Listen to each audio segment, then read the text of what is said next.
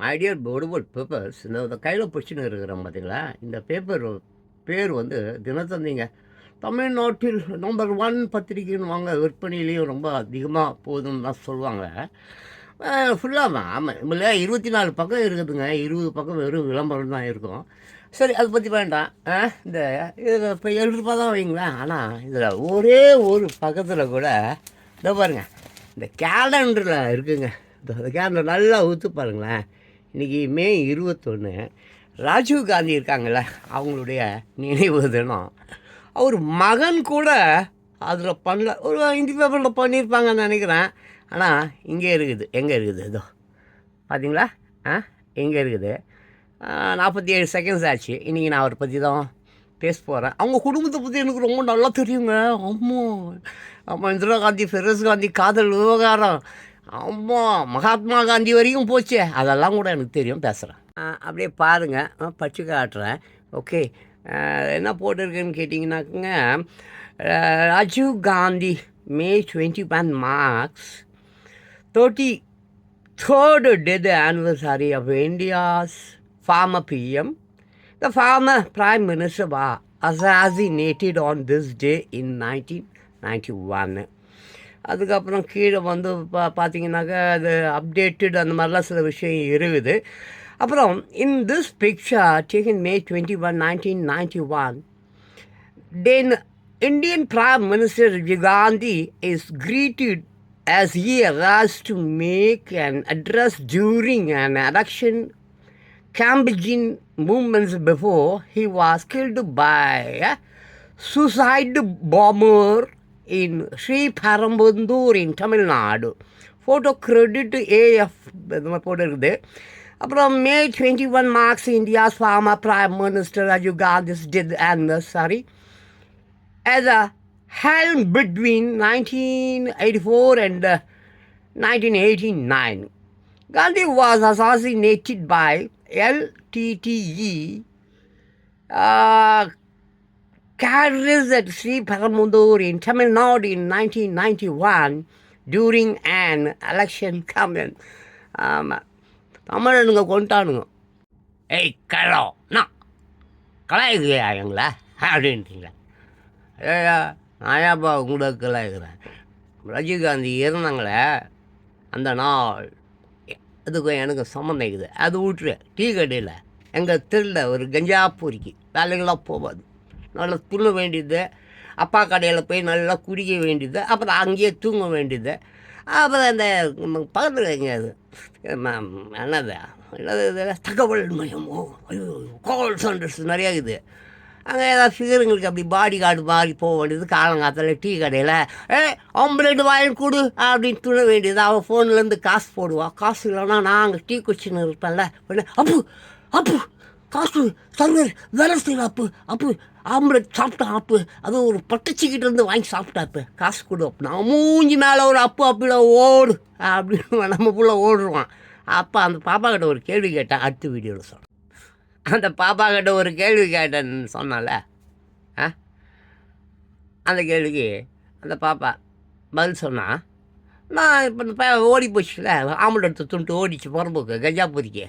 அதான் அப்பா கடையில் குடிச்சிட்டு அங்கேயே தூங்குன்னு சொன்னேன். சொந்த அப்பா போய் மாடு வச்சு மயிரை பிடிங்கி கத்தை கட்டி காசை கொடுக்குறான். இவர் குடிச்சிட்டு அப்பா கடையில் போய் சொன்னால் தூங்குவார். அப்போ அந்த பாப்பாட்ட கேட்டேன், பாப்பா நான் ஒரு கேள்வி கேட்பேன், ஒழுங்காக பதில் சொல்லிட்டீங்கன்னா நான் காசு கொடுக்குறேன் அப்படின்னேன். சரி தாத்தா அப்படி சொல்லிச்சு. சரி இன்றைக்கி என்ன நாள்னு கேட்டேன். தெரியாதுன்னுச்சு. இப்போ ஹிந்தியில் என்னமோ டெல்லி கில்லி அப்படி இப்படின்னு என்னமோ ஹிந்தியில் அவங்க வழியாக கடலை போட்டுன்னு இருந்திய, இது கூட தெரியாதா அப்படின்னு. சரி நானே சொல்கிறேன், ஆனால் ஆம்புலெட் அவன் துண்ணான் பார்த்தியா, அதுக்கு நீயே காசு கொடுத்துக்கோ, நான் காசு தர மாட்டேன். ஏன்னா உனக்கு தான் பதில் தெரியல. இன்றைக்கி ராஜீவ் காந்தி நினைவு தினம்னு சொன்னேன். யார் தாத்தா அவரு அப்படின்னுச்சு. ஆமாங்க, டெல்லிக்காரிக்கே ராஜீவ் காந்தி யாருன்னு தெரியல. இந்த தமிழ்நாட்டு கம்நாட்டுக்கு எங்கன்னு தெரிய போகுது. சரி விட்டுருவோம். அடுத்த வீடியோவில் வேறு விஷயம், எனக்கு அந்த நாளுக்கு சம்மந்தம் இருக்குது சொன்னால அதை பற்றி பேசுகிறேன். ஓகே, அனுபவங்களே அந்த நாள் அவனா எனக்கு சிறு வயது கல்யாணம் ஆகி 5 வருஷமாக இருக்குன்னு நினச்சிங்களேன். 86 எனக்கு கல்யாணம், 91 என் பிள்ளை மைக்கேல் ஜாக்சன் சின்ன பையன். அப்போது அப்போ எங்க பிரசாத் லேப், பிரசாத் ஸ்டுடியோ எதிர்க்க சாலிகிராம் வந்து தசரதபுரம் அங்கே தான் இருக்கிறேன். ஸோ அங்கேருந்து நுங்கம்பாக்கத்தில் போய் டிரைவிங் படிக்கணும், படிச்சுட்டு வரணும். பஸ்ஸில் தான் போவேன், போய் படிப்பேன், வருவேன். வந்து வீட்டில் அப்படி உக்காடுறேன், பார்த்தா ஒரே அலறல், ஒரே சத்தம், எல்லாம் ஓடுறான். ஐயோ என்னடா என்னடான்னு பார்த்தா பால் பிடிக்கிறதுக்கு கேன் எடுத்துன்னு ஓடுறான். கேன் இல்லை கேனு பார்த்தா அங்கே பிரசாத் லேப் இருக்கு பாருங்க, அங்கே ஒரு பால் வண்டி இருக்குதுல, அச்சுக்கு நான் காலி பண்ணிட்டாங்க நம்ம ஆளுங்க. செம்ம அப்படி தாக்கிட்டாருங்க, ரஜினிகாந்த் செத்து போயிட்டார் நம்ம ஆளுங்க, அவரை கொண்டுட்டானுங்க பாலையா கவுப்பான். அவன் கேனாக பாலை பிடிச்சின்னு போகிறான். நான் பார்த்தேன் ஆட்டு வீடியோவில் பேசுகிறேன். அப்போது அன்பானவர்களே, அந்த பால் ஓடுது, ரோடு பூரா அருணாச்சலம் ரோடு, அந்த ரோடு பேர். அப்போ அங்கேருந்து ஏவிஎம் ஸ்டுடியோ வரைக்கும் அந்த ரோடு போவோம். ஒரே பால் எல்லாம் அவன் கிக்கெட்டில்னு பிடிச்சின்னு ஓடுறான். இப்போ நான் இப்போயே ஃபோனில் இந்த வயசு, எனக்கு 62 வயசு, இப்போயே இப்படி ஃபோனில் இந்த திட்டுனேன். அப்போ எனக்கு என்ன ஒரு 30 வயசு, 29 வயசு. பக்கத்தில் ஒரு கொம்பு ஒன்று இருந்தது, அடி அந்த பால் பிடிச்சானுங்க, எல்லாரையும் அடிக்கிறேன். நான் எந்த கட்சிக்காரனும் கிடையாது இன்ன வரைக்கும், ஒரு கட்சியிலையும் நாங்கள் அன்னையிலேருந்து இன்ன வரைக்கும் கிடையாது. எம்ஜிஆர் எனக்கு பிடிக்கும், அவள் தான். அப்போ கூட அதிமுக கட்சிக்காரன் கூட நாங்கள் கிடையாது. உடனே இப்போ நான் அடிக்கிறத பார்த்தோன்னே அங்கே ஒரு காங்கிரஸ்காரி நினைக்கிறேன், எத்தாருங்க ஒரு கொம்பை அந்த பால் பிடிச்சாங்க பாருங்க. அவனுங்க நல்லா பல கட்சிக்காரர் போல இருக்குது, சரியா தெரியல எனக்கு. அடிக்கிற அடியில் கால கையெல்லாம் அடிச்சு ஓடிச்சிட்டாரு எல்லாரையும். ஏன்னா ஒரு பிரைம் மினிஸ்டர் செத்து போயிட்டாரு, வண்டியை கவுத்து பால் எடுத்துடுறீங்களே நாய்ங்களு, பலந்து கட்டார். உடனே நிறைய காங்கிரஸ்காரங்க கூட்டி பின்னுன்னு அந்த பால் ஈலியெல்லாம் தூக்கி போட்டு அங்கேயே நொறுக்குனானுங்க. ரொம்ப சந்தோஷப்பட்டேன் நான். பரவாயில்ல, நல்லவர்கள் இருக்கிறார்கள். பிரைம் மினிஸ்டரு செத்து போயிட்டான், அந்த பால் வண்டியை கவுத்து பால் பிடிச்சிட்டு போவியா நாதாரி? நீ எல்லாம் மனிதனா நீ? மானங்கண்ட வருது, சுனாமி வருது, நேற்றுலாம் பெங்களூர் முழுகி நிற்குது, சீக்கிரம் தான் சாவுங்கடா நாய்ங்கள. அப்புறம் அன்பானவர்களே, கொஞ்ச நேரத்தில் போலீஸாரெலாம் வந்துட்டாங்க, அந்த சரி செய்ய ஆரம்பித்தாங்க. எல்லாரையும் அப்புறப்பட்டாங்க, எல்லாம் ஓடு. நான் ஒரு சினிமா தொழிலாளி, சினிமாவில் வந்து நான் வேலை பார்த்துன்னு இருக்கிறதுனால ஓரளவுக்கு அங்கே கொஞ்சம் போலீஸ்காரர்களுக்கு அது தெரியும். நீ ஏங்க நிற்கிறப்பா விடுப்பா அப்படி இப்படி சொன்னாங்க. அப்புறம் எல்லோரும் போயாச்சு. அதுக்கப்புறம் ஒரு எங்கே பார்த்தாலும் பேப்பரில் டிவி வந்து பிளாக் அண்ட் ஒயிட் டிவி, என்கிட்ட ஒரு டிவி இருந்தது, நான் வச்சுருந்தேன் அப்போ. பிளாக் அண்ட் ஒயிட் டிவி, அது பேர் என்னமோ ஒரு டிவி, என்னமோ சாலிட் அயர்னு நினைக்கிறேன், சாலிட் அயர். சரி, அப்போ நான் நியூஸ் எல்லாம் போட்டாங்க. அப்போ அந்த இது தானே இருக்கும், என்னது ஒரு இது தூர்தர்ஷன், அதுதான் போட்டாங்க. சரி, அப்புறம் நான் அந்த பார்த்தேன். ஒரே மனசு ரொம்ப ஒரே கலவரம், ஒரே அடக்குமுறை, அப்படி இப்படி எங்கே பார்த்தாலும் கலவரம். ஸோ நான் எதுக்கு சொல்ல வரேன்னா, இப்படி ஒரு இறந்து போன சமயத்தில் கூட யாடா திருடி தின்னுவீங்க? கேடா தமிழன்னா திருட்டு பயலோ என்னமோ தெரியலங்க. சிறு வயதில் இருந்தேங்க. ஆமாம், எனக்கு எப்படி இந்த எல்லாரையும் திட்டுற குணம் எப்படி வந்ததுன்னு எனக்கு தெரியாது.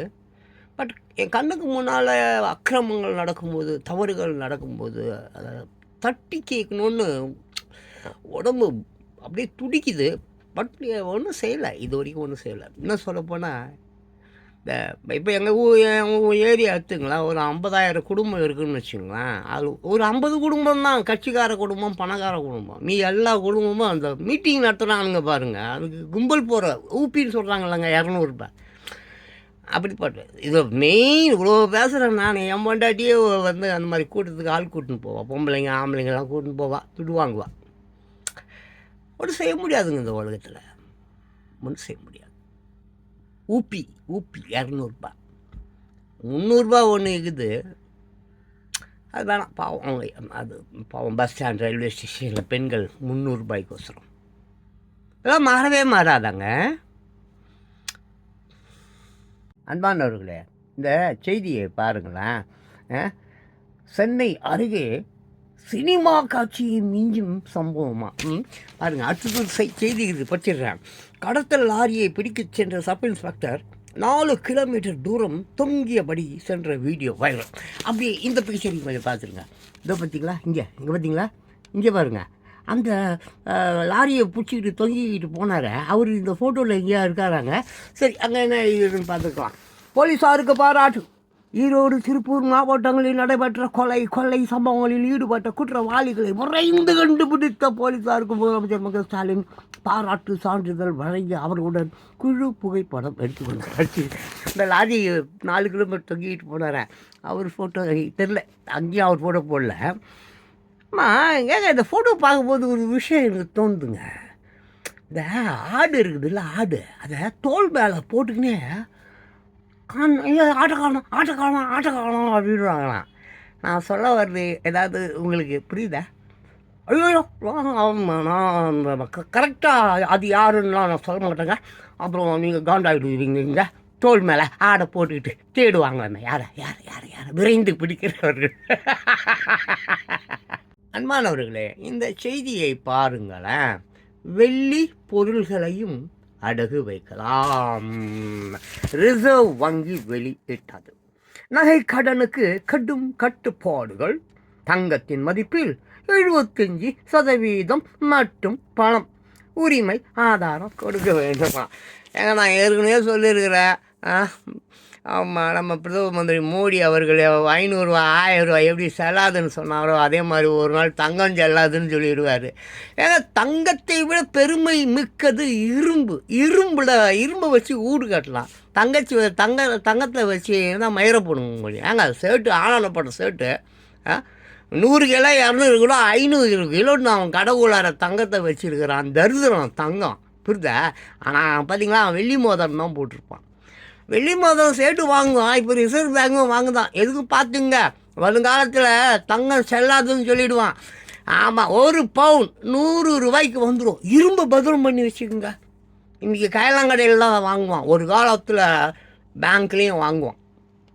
சென்னை மே 21, 2025. தமிழகத்தில் மின் கட்டணம் உயராது. அமைச்சர் சிவசங்கர் திட்டவட்டம். தினத்தந்தி தலைப்புச் செய்திகள். தங்கம் பவுனுக்கு ரூபாய் 360 குறைந்தது. சென்னை அருகே சினிமா காட்சியை மிஞ்சும் சம்பவம். கடத்தல் லாரியை பிடிக்கச் சென்ற சப் இன்ஸ்பெக்டர் 4 கிலோமீட்டர் தூரம் தொங்கியபடி சென்ற வீடியோ வைரல். கடத்தல் லாரியில் தொங்கியபடி சப் இன்ஸ்பெக்டர் முருகன் சென்றபோது எடுத்த படம்.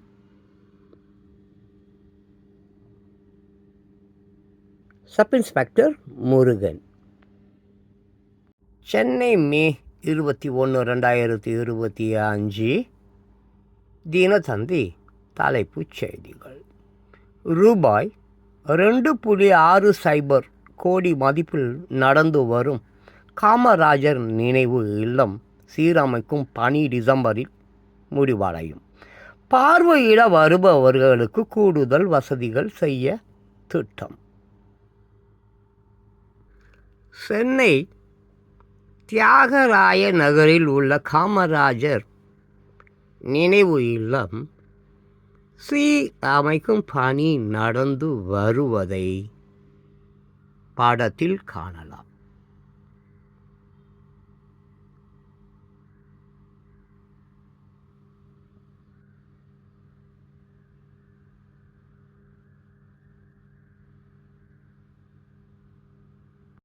சென்னை மே 21, 2025. தினத்தந்தி தலைப்புச் செய்திகள். கௌரவ விரிவுரையாளர்களுக்கு மானிய குழுவின் பரிந்துரைப்படி ஊதியம். ஓ பன்னீர்செல்வம் வலியுறுத்தல். மும்பை. செல்ஃபி எடுத்தபோது 8வது மாடியில் இருந்து விழுந்து சிறுமி பலி. நகரி. தெலுங்கானாவில் பயங்கர விபத்து. லாரி மீது பஸ் மோதி 4 பேர் சாவு. காத்மாண்டு. இமயமலை ஏற்றத்தின் போது மயங்கி விழுந்து இந்தியர் பலி.